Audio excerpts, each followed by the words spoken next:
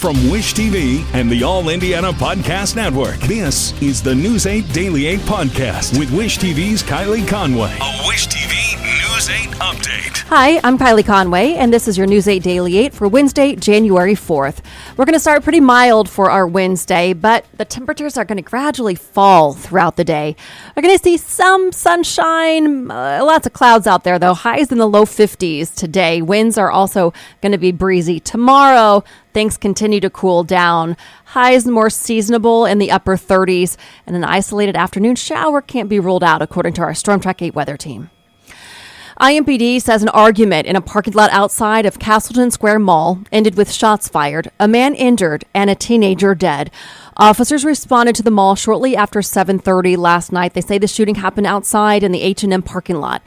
When officers got there, they found the man and the teenager with gunshot wounds before medics took them to a local hospital. The teen, who is said to be a boy whose age is unknown, arrived in critical condition and later died. Police say the man is stable. They say a third person involved is cooperating with police. It's unknown if the three knew each other. Anyone with information on the shooting is asked to contact IMPD. And the man accused of the murders of 4 University of Idaho students had at least passed through Indiana recently. Authorities pulled Brian Kohberger over twice. The traffic stops happened minutes apart in mid-December between the quadruple murder and Kohberger's arrest in Pennsylvania. IT-Mate's Richard Essex digs into the details of the stops here and why a trooper and a deputy let him go. Kohberger came through Indiana on his way home to Pennsylvania. At the time, police had not issued an alert for his car or for him. Here is Brian Kohberger in the driver's seat of his car. That's his dad sitting in the passenger seat. According to Indiana State Police, Kohberger was pulled over twice in Indiana. The first time on I-70, the morning of December 15th. The troopers stopped him for following too closely. I stopped you when you were driving by me there. You're a little too close to back that semi. And a few minutes before, a Hancock County Sheriff's deputy had stopped him for speeding. You got stopped by a trooper? We don't have any SUVs. It was a county guy. Was it like a black SUV? Yeah. Okay, all right. The deputy gave him a verbal warning and sent him on his way. At the time of the stop, police in Idaho had not released specific information on a suspect or any specific information related to the license plate of a white Hyundai Elantra. And according to Indiana State Police, the computer system used to track law enforcement activity around the state was down for maintenance at the time. IT-Mate has not been able to find any court documents or traffic citations with Kohberger's name. Kohberger and his father made the 2,500-mile cross-country trip together, arriving in Pennsylvania on December 17th or 18th. In Indianapolis, Richard Essex, Wish TV, IT-Mate. Kohberger appeared in court in Pennsylvania yesterday for the first time since his arrest. He is not fighting a return to Idaho. Authorities plan to transfer him back west within 10 days. Kohberger faces 4 counts of murder and burglary charges. And new this morning, in your health spotlight, doctors are now working toward getting Buffalo Bills safety Damar Hamlin breathing on his own. That's the newest information from Hamlin's family.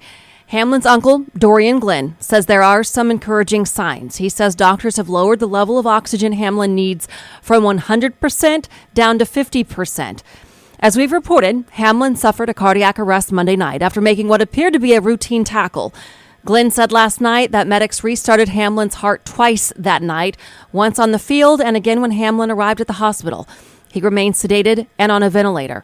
Glenn says doctors flipped Hamlin over on his stomach to help with blood on his lungs. Glenn says he watched it all live, like millions of others did. We were in Pittsburgh watching it on TV, and his little brother was there with us. And when he seen his brother drop like that, and when I tell you I never seen him cry or scream like that, like we were trying to calm him down, like, yo, it's okay, he'll gonna get back up, he'll be back in the game, woo. Next thing you know, it's 10 minutes later, they're doing chest compressions. It's a half hour later, they still not playing yet. I'm like, yo, what's going on? What's wrong with my nephew? And then when I say now we were all in the room crying, man, we were all in tears, man. And I'm not a crier, but I never cried so hard in my life, man. Just to know like my nephew basically died on the field and they brought him back to life. Wish TV medical expert and former U.S. Surgeon General Dr. Jerome Adams says witnessing Hamlin's injury can be difficult mentally and shouldn't be ignored.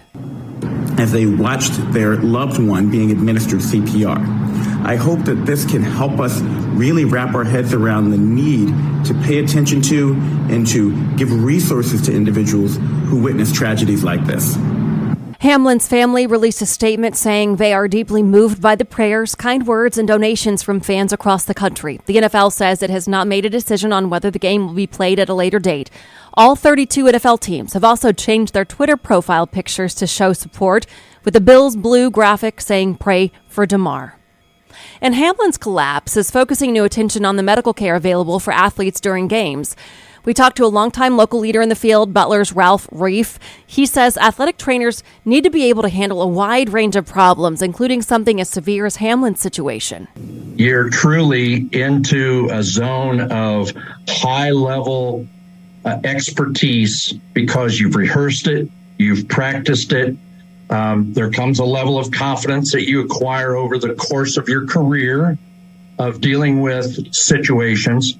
And so it's in the moment, it's performing the task, and you aren't emotional because your brain is occupied with performing the task. We also spoke with a local heart doctor who tells us response time is crucial, that after 10 minutes without blood flow, the chance for a full recovery drops below 10%.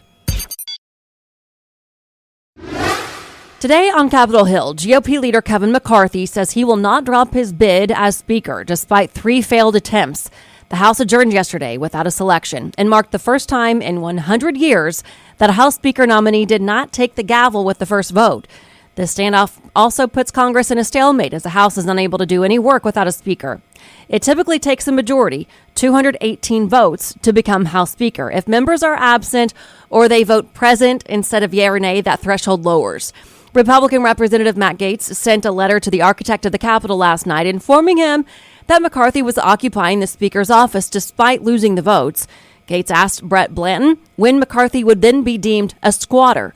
Indiana Republican Representative Jim Baird is expressing his support for McCarthy. He shared a statement with News 8 saying in part, "Every moment we waste not electing Leader McCarthy as the Speaker of the House is time we're taking away from fulfilling our commitment to Americans to ease the financial strain of surging inflation rates, securing our communities and southern border, unleashing American energy, and holding the Biden administration accountable." Former Indiana Senator and current ambassador to the Holy See, Joe Donnelly, will represent the United States at Pope Benedict XVI's funeral tomorrow.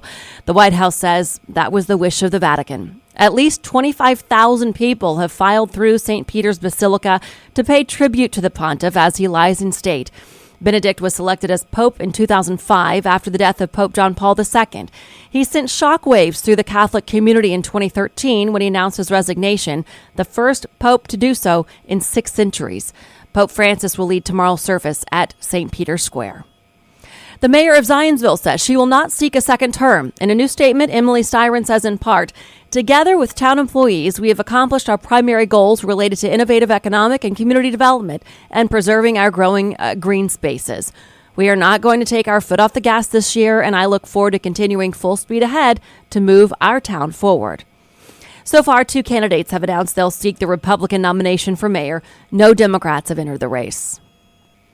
Indianapolis police tell IT-Mate an internal investigation is underway over a chase that ended in a fatal crash. We first broke the story on daybreak yesterday. IMPD says officers started chasing a driver in a stolen vehicle, but the chase ended when the driver crashed into a pole and died. IT-Mate dug into IMPD's general order guidelines. They say officers can initiate a chase over a felony offense, but must consider the severity of it and the dangers posed to officers, other drivers, and bystanders. Debris from the crash hit a nearby house. IMPD says no one inside the home was injured. The Marion County Coroner's Office says they're still working to identify the driver. Disgraced FTX founder Sam Bankman-Fried is under house arrest. He entered a not guilty plea in a Manhattan federal courtroom yesterday. Bankman-Fried is charged with 8 criminal counts, including wire fraud and conspiracy to commit money laundering. If convicted, he could face up to 115 years in prison. His trial is now set for October 2nd. Bill Cosby faces a new claim of sexual battery. Stacey Pinkerton is suing Cosby, claiming he sexually assaulted her in 1986 when she was 21. A new state law in New York clears the way for the suit. It allows sexual assault victims to file a complaint even if the criminal statute of limitations has expired. 5 other women filed similar legal action against the comedian last month. Cosby has denied doing anything wrong. Southwest Airlines says it's back up and running after another set of delays yesterday. The company says a third-party vendor experienced an outage to the service that provides weather data for the airline. According to FlightAware, more than 1,500 Southwest flights were delayed globally throughout the day. That's about 37% of Southwest flights for the day. And the airline is still unspooling the luggage crisis from the meltdown over the holidays.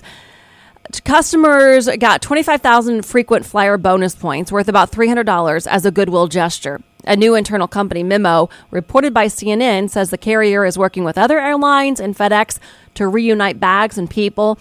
The memo also says most or all passengers should have their luggage by the end of the week. And the luggage memo comes as the company faces at least one lawsuit. Passenger Eric Capdeville filed the lawsuit, calling the meltdown an internally created crisis. The suit also accuses Southwest of violating federal law and its agreement with passengers to provide prompt refunds for canceled flights. It says the airline offered credits toward a future flight instead. And there's a new call to make the largest events in college sports even bigger. The Division I Transformation Committee of the NCAA released its final report yesterday. Suggestions include adding more teams to championship events, a move that could increase the March Madness basketball tournaments from 68 teams to as many as 90. Committee leaders say decisions about whether to expand tournaments would be done sport by sport, so not every championship would grow. The next step, a presentation of the report to the Division I Board of Directors ahead of next week's NCAA convention in Texas. And to the Pacers, the team looks to make it 5 wins in a row with a game against the 76ers in Philadelphia. The Pacers are now 4 games above 500, standing in 6th in the Eastern Conference, and just swept a 4-game homestand. Tonight's game tips off at 7 o'clock. And finally, to business headlines, Moody's Analytics says a more likely scenario than a recession is a slow session where growth grinds to a near halt, but a full economic downturn is narrowly avoided. Given all the recent worries about the economy, a slow session would come as a relief to many. Last week, Goldman Sachs said it still believes the U.S. economy will avoid a recession. And milder weather seen from Europe to the U.S. over the next few weeks means cheaper natural gas prices, which is the most common way Americans heat their homes. Despite storms and Christmas cold, the month of December was warmer than normal. Tesla is facing a new $2.2 million fine for apparently misleading consumers about the range of its vehicles in cold weather. South Korea's Fair Trade Commission alleged that the electric automaker exaggerated the driving ranges of its cars on a single charge, their fuel cost effectiveness compared to gasoline vehicles, as well as the performance of its superchargers. Developers at a Microsoft-owned gaming studio voted to form the first ever U.S. union at the tech giant. Some 300 quality assurance workers at Microsoft ZeniMax Studios voted to unionize with the Communications Workers of America union. And Apple said on its website that starting March 1st, all older iPhones that came out before 2022 will see their battery replacement fees increase by $20. Under the old prices, an iPhone 13 owner getting a new battery from Apple would pay $69. In March, the tech giant will charge $89. This has been your News 8 Daily 8 for Wish TV. I'm Kylie Conway, online at wishtv.com, and follow us on Facebook when you search Wish TV. This is the News 8 Daily 8 podcast with Wish TV's Kylie Conway. A Wish TV News 8 update on demand for even more on demand and on the go. Connect with Wish TV on Facebook at wishtv.com and on the free Wish TV mobile app. Thank you for listening, and be sure to like, subscribe, and follow this podcast for updates every weekday morning on the All Indiana Podcast Network and wherever you get your podcast.